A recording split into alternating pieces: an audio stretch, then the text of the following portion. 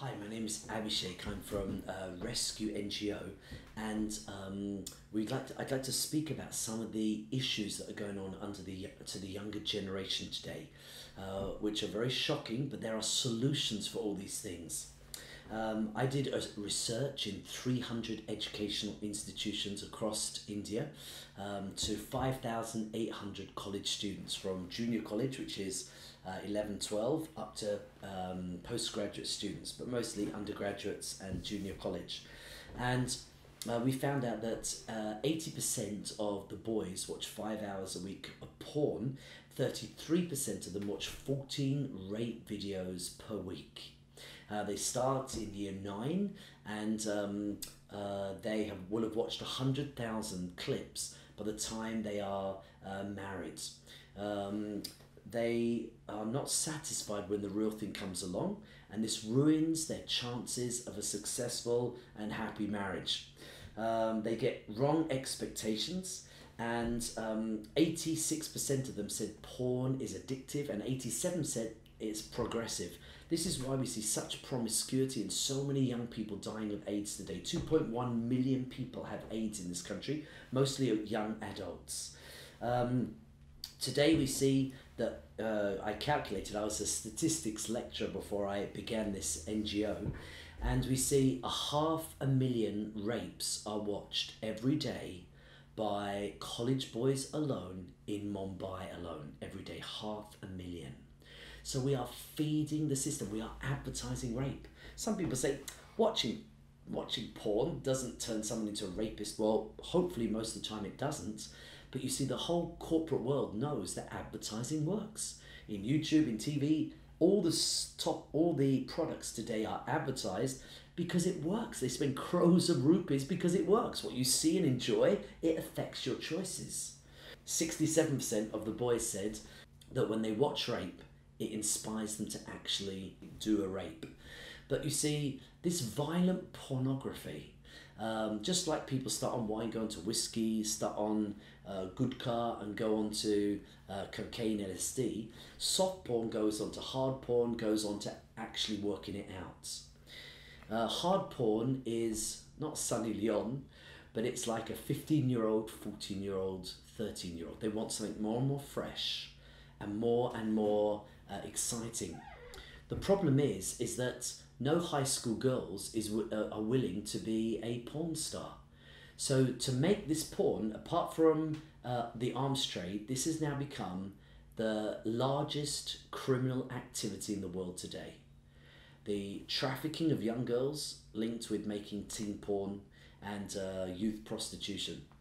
1 crore rupees is spent every day in Mumbai to purchase teenage girls for sex. These are abducted girls, not talking about paid prostitutes. This is just girls that have been abducted from other parts of India.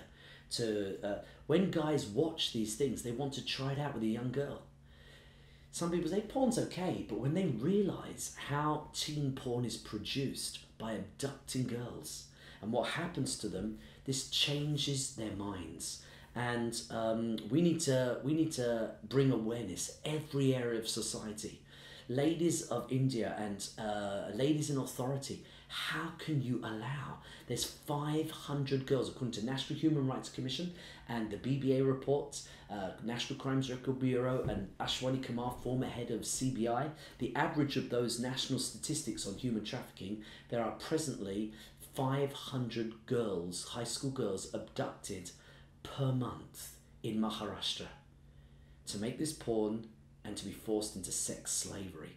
I am sorry that when the British were here, we did some terrible things, the British Empire. But I tell you, you have a far worse empire here today, the pimp empire. If Pakistan took over 1.2 high school girls in Punjab or North India, would the Indian Army just sit around? Well, not a foreign country, but the pimp empire has abducted 1.2 million girls. But it's been fueled by the en masse desire for child porn or teen porn, which is illegal. The IT Act 2000, which was updated in 2008, Section 67A, says digital transmission of pornographic material is illegal in India, and certainly that includes this teen porn and violent porn. You know, everyone is concerned in India, especially since the Delhi bus gang rape. Why so much rape and sexual harassment, child abuse is increasing? I'll tell you now. We're advertising it every day, en masse, to crows of guys in this nation. How can you allow so many rapes to be broadcasted every day? And this has to be stopped, and we need to raise the alarm. And I'm going to give some suggestions how we can do this. One of the ways is by en masse going into the junior colleges and the degree colleges and speaking about the issue. You know, we need teams and NGOs, and we need CSR funds to go into many NGOs empowered to speak about this. It's good that we use NGO funds for the environment and painting schools and sewing machines and bicycles, but when there are all these girls, you know, who are gang raped every day, and they die within 6 years of AIDS or syphilis or trying to escape, there's some more serious issues. And the CSI executive, if you're an HR manager, you need to bring this up. We like to go into companies and give anti-sexual harassment training. We like to train corporate and business employees how to protect their children from online predators, from being trafficked, and from pornographic content by teaching the parents how they can put parental software on their children's smartphones and digital devices.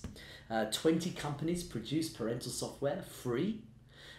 Paid ones are better, and some of them don't work, so you have to, depending on your version and platform, you may have to try 2 or 3. But just on Google Play, for example, just type in parental software, and we like to train parents how they can connect, befriend their own children's Facebook, see if they've got a secret Facebook account, how they can use accounts on their laptops and tabs to make sure their children are invigilated in the cyber world, just like they invigilate them in the real world. There are predators online that are after teenage girls. We cannot allow this. We have to address this issue. Now, this is a bit more, unfortunately, it gets a little worse because of this promiscuity. The teenagers the college students are not aware that family planning isn't 100%. Actually, according to the Johnson Medical Archives, it's 83% effective in a 1-year period. That means college students, of which 40% in Mumbai are sleeping with their lover, their boyfriend, their girlfriend, if they don't have this training, 4,000 of them get pregnant and terminate their own child every month, with infertility and possible breast cancer as the consequence. Now, not only is it illegal and unethical, but this is damaging the girls en masse. This is spoiling their chances. They're spoiling themselves. You know, this thing is so intimate. It's meant to be for life. You have a 2% divorce rate in India, Mera Bharat Mahan. In England, we have a 60% divorce rate. You don't want to follow England. Bollywood, please don't follow Hollywood. They have bedroom scenes. They advertise sex before marriage all the time, and it is destroying the soul of this nation. It is anti-India, anti-culture. You have a superior culture in India, a better family ethic, and you're losing it in 1 generation. So this is 666 or 20,000 abortions per month in Mumbai. Now, also, one other issue at the moment, it's very much in the media, is whether we should allow homosexuality. And once it's legalized, it's promoted across the world, we see, and it's just 2 men loving each other. Well, it's not just love. Don't be naive. It's what they do with their love. 2 men cannot do it in the normal way. They have to use an anal version of intercourse, which is extremely unhealthy. The rectum is a one-way sewage system. People who engage in anal versions of intercourse have 140 times the chance of getting syphilis, 140 times the chance of getting AIDS. Overall, the Oxford Journal of Epidemiology says they will live 14 years less. In this way, 39 million lives have been taken by the act of homosexuality. Now, I like homosexual people, transgender people, and many of them done great things, and like Alan Turing, who saved millions of lives, cracking Hitler's Enigma code, and we want to love the people, but we want to warn them of the consequence of that lifestyle. And en masse, again, the youths are being taught, play with the girls and then play with the boys. And no one's speaking about the health implication. 14 years off their life, that's 20% suicide. Smoking will take 7 years of your life. Anal sex is twice as deadly as smoking. We have to have a disclaimer at the beginning of any film with smoking. The actors smoke. No, the actors support smoking. Why don't we have a disclaimer before lesbian porn, which is the second to most popular porn, and it's promoting that same-sex relationship is okay?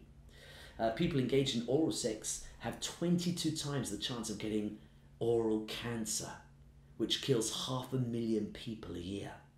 Now, 39 million people, that's not love, is it? 39 million. It's unnatural, and it's anti-India, and there's severe consequences, because a heterosexual couple, generally speaking, are much more monogamous, whereas on average, like in America, on average a homosexual guy will have on average 50 lifetime sleeping partners. We could say that as 49 divorces and in his life. So on explosive promiscuity, because there's no children in the relationship, and many other reasons, and that it's a different form of relationship. It's unnatural. I believe it's a mental illness. It's not a man in a girl's body or a girl in a man's body. But unfortunately, when they were raped or abused as a child, they have huge psychological problems. Trauma, not having a dad, can lead to a blockage inside them, which causes their orientation to be reversed, and it can be changed. They're not born with it. It's in their nurture, not their nature, so it can be changed. I know many people go on xgays.com, which unfortunately is blocked in India by the LGBT, but if you use a virtual private network, you can access xgays, and you can see hundreds of testimonies of people who've come out of that lifestyle showing that it's not... Anyway, so... some of the things that in this little video I'd like to suggest that we can do to change this.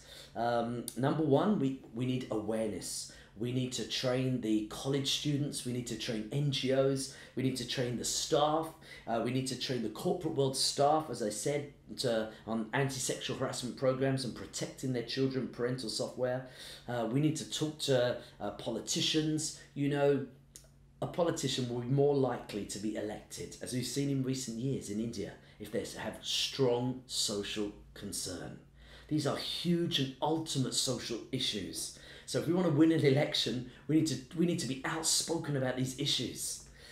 We need to get this topic of cyber ethics into the syllabus from maybe year 11, 12, maybe even year 10. And a small level, but certainly in the junior colleges and the senior colleges, we need to have meetings. I've had meetings with vice chancellors, with the drug enforcement officers, with pharmacists, medical shop owners, police inspectors, politicians, parliamentary meetings, television debates. Every area of society, we're trying to bring awareness on these issues. We need to put pressure on the government to block the violent porn and the child porn. That will be a good start to push back, to push this back. We also like to train the police in how to make sure they instigate the law in cyber cafes, and that they're not selling porn to the high school boys and their chips. And lastly, what we believe is that if the corporate world, who now have to give 2% CSR funds to social causes, women empowerment is one of these issues that's allowable to give, and we need to try and get the corporate world to join the ranks in this fight against human trafficking and all these social evils. And if the corporate world gets involved, we can multiply the amount of NGOs and people that are full-time working on these issues and really see a change. If you'd like to know more about our training, you can go on www.rescue108.com, and you can see some of our programs. That's mostly for colleges. Our programs for the adults are much shorter. Thank you so much, and please contact us And City Guardians, if you'd like to have some training in your sphere of influence, organising a meeting for us so we can really see Mumbai changed and transformed. Namaste.